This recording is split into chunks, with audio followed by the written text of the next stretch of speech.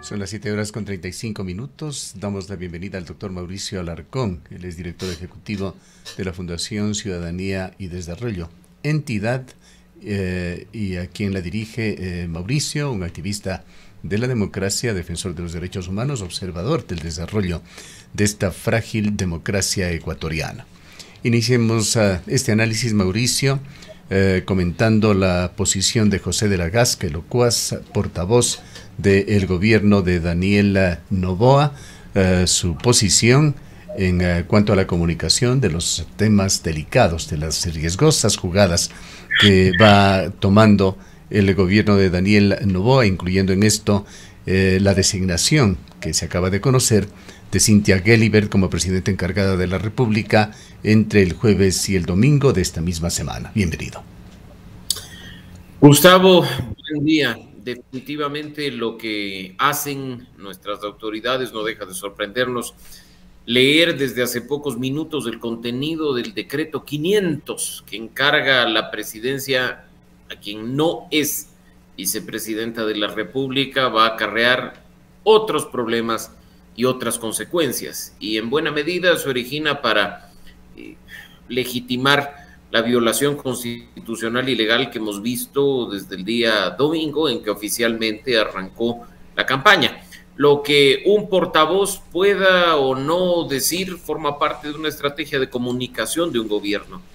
Lo que la Constitución dice es mandatorio para todos los ciudadanos, lo que la ley ordena es mandatorio para todos los ciudadanos. Así es que aquí podrán, aprovechando espacios en medios de comunicación, tanto independientes como pautados, decir cualquier barbaridad, pero lo cierto es que la licencia para quien opta por el mismo cargo es mandatoria, obligatoria, sin opción y sin alternativa.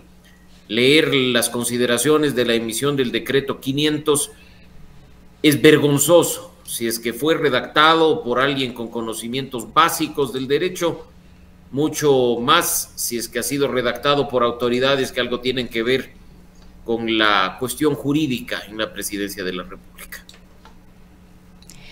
Ahora, lo que vemos, doctor Alarcón, muy buenos días, gracias por acompañarnos, es que estas últimas decisiones lo único que hacen es radicalizar el autoritarismo que el país está viviendo, y me refiero a esta decisión reciente del presidente de encargar la presidencia a una de las dos vicepresidentas de la República, pero además también estas disculpas, entre comillas, del ministro Giancarlo Lofredo, que fueron además unas disculpas obligadas por una jueza en el contexto del asesinato de los niños en el cual de una u otra manera las Fuerzas Armadas, las Fuerzas del Orden, elementos de las Fuerzas Armadas tuvieron responsabilidad. Es decir, vemos una cadena de actuaciones una tras otra que lo único que hacen es evidenciar un autoritarismo en el cual la Constitución queda en letra muerta, las leyes quedan en letra muerta, el voto popular queda en letra muerta, es decir, como que el país está sujeto únicamente a la voluntad de una persona. Rosana, buen día. La verdad es que lo que vimos el día de ayer en cadena nacional es triste, vergonzoso y constituye un mensaje de amenaza para quienes defendemos derechos humanos, para quienes estamos además del lado de la justicia constitucional respecto de la declaratoria de desaparición forzada, y deja efectivamente en evidencia, como tú ya lo has dicho, actos bastante autoritarios, que aunque el término a muchos les resulta chocante y hasta dicen que de ninguna manera, no son sino la violación sistemática y reiterada de la norma a la cual se supone estamos supeditados todos los ciudadanos sin excepción. Entonces, en este contexto, en este panorama, no debe sorprendernos absolutamente nada. Que en cadena nacional un ministro de Estado amenace a una jueza por la decisión que ha tomado, que le diga que irán hasta las últimas consecuencias y que además se ha afectado la honra del Estado y que la decisión judicial que declara una desaparición forzada de 4 niños y adolescentes que han sido encontrados asesinados e incinerados después de pasar por las manos de las Fuerzas Armadas es un daño a la imagen y a la honra del Estado. ¿No les recuerda acaso esa época en la que también se decía que la administración pública y el Estado tienen honra y que se enjuiciaba a los ciudadanos por hacer quedar mal al gobierno? Empezaron a hacer exactamente lo mismo que criticaban. Parece ser incluso, Rosana, que para algunos el problema no era el autoritarismo, sino que su autoritario no era de su agrado, no era de su línea ideológica o no estaba entre sus amigos. ¿Cómo se ve, Mauricio, a esta hora, en estos días, diríamos, cuando se está iniciando la campaña electoral, esa alta valoración, esas altas cifras que se están dando por parte de dos de las principales encuestadoras con respecto a las preferencias del presidente candidato Daniel Noboa? Gustavo, me queda a mí al menos claro que a hoy, si es que el tema de las encuestas es real, no nos olvidemos que estas son fotografías de un momento en específico, que estamos nuevamente cayendo en esa polarización que tanto daño nos ha hecho. Otra vez, correísmo, anticorreísmo, ya superemos. No hemos visto quizá un ejemplo de lo que puede pasar con la polarización en nuestro hermano país de Perú. Yo no sé si todos en nuestra audiencia recordarán, probablemente no los jóvenes, que Alberto Fujimori fue presidente de la República, que fue una persona que intentó eternizarse en el poder y que fue destituida por una masiva acción ciudadana, y que después vinieron otros presidentes que fueron electos para evitar el regreso del fujimorismo.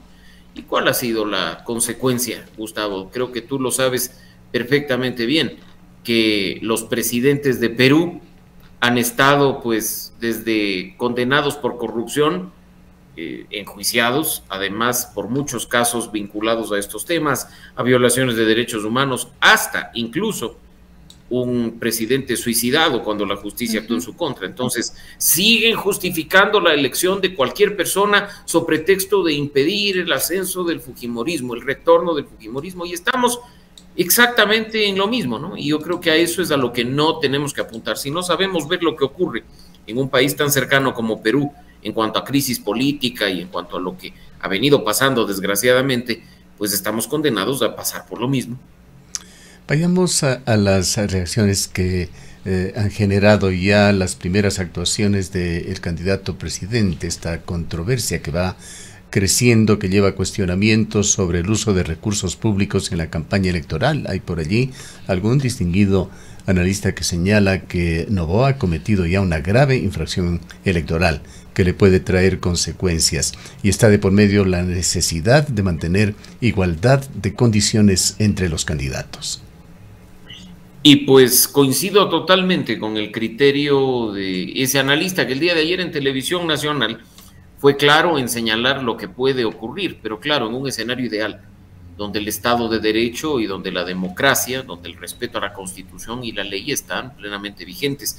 Por desgracia, en Ecuador, los niveles de impunidad política alcanzan tan alto nivel que pues poco o nada pasa. Mira que las instituciones que deberían actuar, Gustavo, en este caso, Consejo Nacional Electoral, Tribunal Contencioso Electoral, Contraloría General del Estado, la propia Fiscalía General del Estado, no están haciendo su trabajo. No sé si por cuestiones políticas, por cuestiones coyunturales, pero si hubiera un ápice de institucionalidad en este país, un presidente se lo pensaría bien antes de violar la Constitución y la ley, ¿no? Por desgracia, los precedentes que se han sentado, hace pocos años incluso, hasta formas recientes, el gobierno pasado en algunos temas, configuran malas prácticas que se van a seguir repitiendo una y otra vez hasta que alguien no ponga un alto, y como ya ha pasado en también casos excepcionales, se haga respetar la norma suprema y se ordene hacer lo que corresponde. ¿Qué lectura merece ese comunicado del CNE del día de ayer, en el que hizo un llamado a los servidores públicos a no inducir el voto a favor de una determinada preferencia electoral, promover aportes económicos hacia candidatos y usar o permitir el uso de recursos públicos para dichos fines. Y quizás, Mauricio, este comunicado se debería analizar también en el contexto de las solicitudes de una de las consejeras electorales, Elena Nájera. Hay una segunda petición de parte de ella a sus colegas consejeros de que se exija de parte de los consejeros electorales a la presidenta un pronunciamiento sobre el tema de las licencias, pero al parecer ahí al interior también hay oídos sordos. A ver, partamos de un hecho, la ley está para cumplirse, no es optativa, y el artículo 93 del Código de la Democracia establece un texto mandatorio. Si usted en el ejercicio de funciones opta por un cargo distinto al que actualmente ocupa, debe renunciar a él al momento de inscribir su candidatura. Pero si usted en ejercicio de funciones opta por el mismo cargo que en este momento ocupa, debe mandatorio hacer uso de licencias sin remuneración, en definitiva durante el periodo que dura la campaña electoral. No hay salida.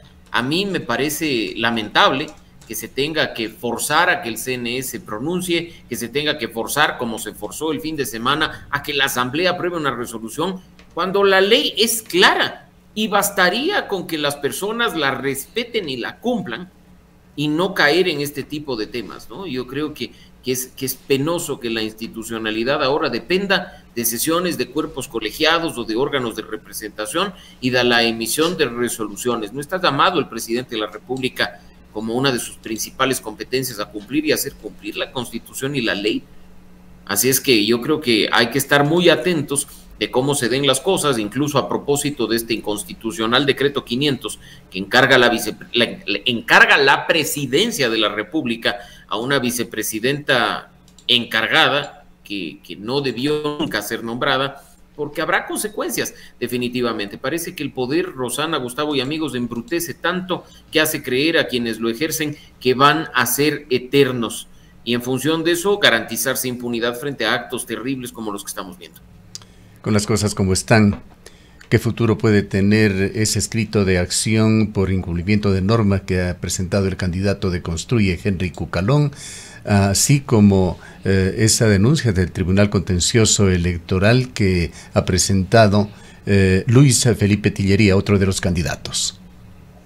Bueno, en buena hora que haya candidatos, sujetos políticos, Gustavo, que activen los mecanismos que al menos establecidos en la ley deben activarse en estos casos. Ya lo decían varios analistas, incluyendo a quien tú hacías mención hace un momento, que se configuran infracciones graves y muy graves de aquellas establecidas en el Código de la Democracia. ¿A qué instituciones les corresponde actuar en este caso? A las electorales, al Consejo Nacional Electoral y al Tribunal Contencioso Electoral, que si además hay un uso indebido de recursos públicos, a través de la gestión que tendría que hacer la Contraloría, caería posiblemente en una acción de delito, por lo cual debería intervenir la Fiscalía. Así es que, para evitar que después nos digan que no pueden actuar de oficio o que necesitan denuncias, en buena hora que al menos 3 de los 15 candidatos restantes hayan hecho lo que corresponde, ¿no? Quien viola la Constitución siendo candidato, la va a violar siendo presidente. Quien busca los mecanismos constitucionales y legales para que se respete la Constitución siendo candidato, quizá nos da mayores garantías de que las cosas se hagan bien cuando llegue a la presidencia. Ahora, Iván Saquicela, otro de los candidatos, ha descartado tomar acciones. En entrevista con este medio el día de ayer dio su visión señalando que tanto el CNE como el Tribunal Contencioso Electoral están cooptados por el gobierno. Hemos visto ya acciones, Gustavo. En este país hay muy pocos reductos de institucionalidad.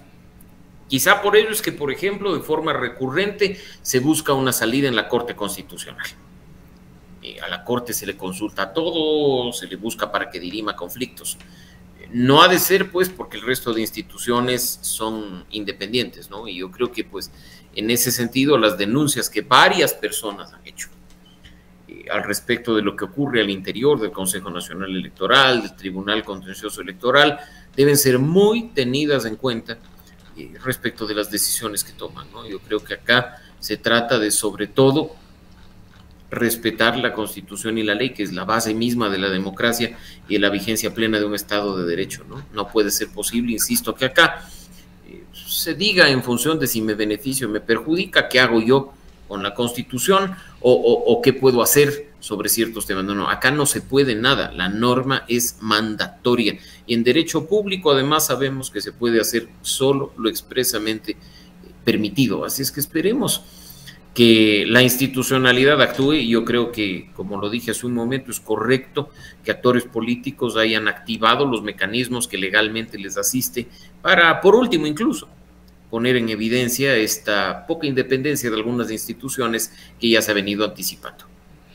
Ahora, abogado Alarcón, quizás retornando a la primera pregunta o al primer tema que abordamos con usted, ¿cuáles serán las consecuencias? Desde hoy, al parecer, tenemos presidenta de la República encargada. ¿Veremos alguna respuesta de las autoridades de control, al menos a mediano y largo plazo, después de las elecciones, o simplemente, como ya hemos visto todo este tiempo, las cosas quedarán en nada? Yo espero, Rosana, que esto no sea un caso más de impunidad política de aquellos que se ha visto durante todos estos años, que las instituciones actúen, que los políticos se hagan responsables de sus actos, que quien sepa, esté en pleno conocimiento de que viola la Constitución, asuma las consecuencias de aquello, porque después, cuando el poder cambie de manos, ¿con qué legitimidad alguien que aplaude lo que está sucediendo en este momento criticará acciones similares solo porque quien gobierna le cae mal o pertenece a otra tienda política? Creo que además en este periodo hemos dejado muy en evidencia a aquellos incoherentes que, como señalaba, no es que estaban en contra del autoritarismo, sino que simplemente no les gustaba el autoritario de turno ahora porque es de su línea ideológica, porque les parece simpático o porque simplemente no es del otro bando, pues salen a aplaudir aquellas cosas que hace muy poco tiempo con furia condenaban. Esteban Ron Castro, en entrevista el día de ayer. Esteban Ron Castro, para quienes no le conocen, es un experto, uno de los mejores expertos en derecho electoral. Él habló en la noche de ayer en nuestro noticiario sobre ese riesgo de poner a cualquier persona del círculo presidencial a dirigir el país, y ese decreto 500 lo designa ya a Cynthia Gelibert, quien tiene un cargo en el gobierno, un cargo secundario, a dirigir el país por 3 días. Hay tiempo para que el presidente rectifique esto, que según Esteban Ron Castro le podría traer gravísimas consecuencias y que lo atribuye a los malos asesores del gobierno. Totalmente de acuerdo con lo señalado la noche de ayer por el doctor Esteban Ron. Y es más, Gustavo, dejemos por un momento de lado lo legal, lo constitucional y creemos un caso hipotético. Gana Luisa González las elecciones de mayo, las que le van a poder en el poder el 24 de mayo del 2025. Diego Borja es su vicepresidente. Después de un año de gobierno, Diego Borja decide irse con su familia 15 días de vacaciones a otro país. Luisa González emite un decreto ejecutivo y nombra a dedo un vicepresidente, a uno de sus ministros, a su secretario o a uno de sus asesores. Nombra vía decreto vicepresidente a Rafael Correa. ¿Habráse visto barbaridad semejante? ¿Por qué no condena a la gente que condenaría un caso hipotético como este lo que está sucediendo? ¿Porque Noboa le cae bien? ¿Porque no es del correísmo? Las cosas tienen que hacerse como manda la Constitución, y acá la ausencia temporal no la determina el presidente con un decreto ejecutivo. El encargo de la vicepresidencia no lo determina a dedo el presidente con un decreto ejecutivo. Las instituciones tienen que respetarse en un juego democrático y de Estado de Derecho. Así es que esperemos, Gustavo, que esto sí traiga consecuencias, no para el país, que hasta el día de hoy más de un año ha pagado los platos rotos de una pugna personal entre un presidente y una vicepresidenta, sino a los actores que están haciendo de las suyas en este perverso juego de la pugna.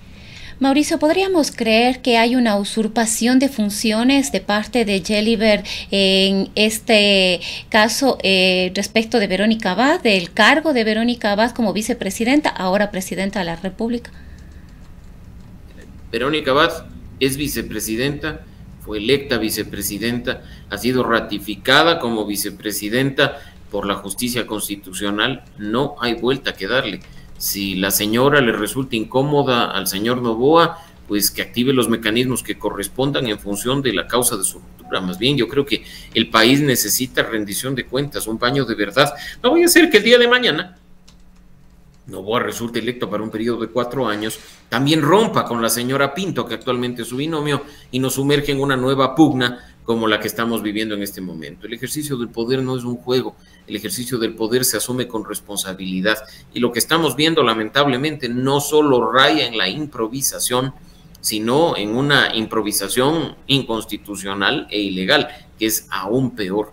Así es que esperemos, Rosana, Gustavo y amigos, que por el bien del país, aunque mucha gente haga caso omiso de lo que viene pasando, se arregle y pues pueda encaminarse en la forma en que corresponda. Vayamos a esa vieja metáfora del avión. Un capitán encargaría a alguien que no sea el copiloto conducirlo. Y tenemos que pensar que un gobierno es un tema bastante más delicado y complejo que pilotear un avión. Clarísimo, Gustavo. Y yo creo que acá no solo hemos visto estas cuestiones, sino otras tantas, como que con el respeto que las personas se merecen, nombrar gobernadora del Guayas a una veterinaria. Y no estoy diciendo que las personas que tengan título de veterinaria no sean muy capaces, no les interese la política o no estén capacitadas para ejercer un cargo público. Pero en una de las provincias determinadas como más violentas del país, en el marco de un estado de excepción, esto más bien parece una burla a los ecuatorianos en lugar de ser una forma de encontrar una salida a la crisis de inseguridad que nos sigue afectando. Y ahí está un ejemplo de lo que tú acertadamente decías. Siembra vientos y cosecha tempestades, dice ese refrán. Mauricio, ¿qué es lo que está intentando el gobierno en los inicios de esta campaña electoral? ¿Qué marcas está poniendo? ¿Qué señales en el camino en una campaña que recién ha arrancado? Mira, yo creo que acá hay varios elementos que nos permiten colegir lo que sería un eventual mandato de Noboa en 4 años, así como también estamos viendo en la campaña electoral lo que sería un mandato de 4 años de los otros candidatos. Acá creo que hay que hablar y señalar los temas en general, no solo apuntando a uno de los 16 actores en los que estamos. Y asumo que está pensando en esas polémicas declaraciones del señor Patiño. Exactamente, donde un candidato a la asamblea habla de una interferencia en la justicia. Eso también es contracondenable. O sea, acá hay que decir las cosas como son, independientemente de los actores que estén involucrados, ¿no? Tan grave es que se esté haciendo lo que se hace, violando la Constitución y la ley, como tener a un candidato a la Asamblea hablando de interferir en la justicia para quitar sentencias, para dar premios, en definitiva, de libertad a quienes han sido condenados por el cometimiento de delitos. Eso es absurdo, eso es inaudito. Y yo creo que estos elementos que estamos viendo en la campaña, más allá de los bailecitos jocosos y de los chistes que vemos en redes sociales, debe aportar elementos serios para que nosotros tomemos una decisión debidamente fundamentada. Bien. Muchas gracias por habernos acompañado, Mauricio. Muchas gracias, Gustavo, Rosana. Un abrazo para ustedes y para la audiencia. El doctor Mauricio Alarcón es el director ejecutivo de la Fundación Ciudadanía y Desarrollo.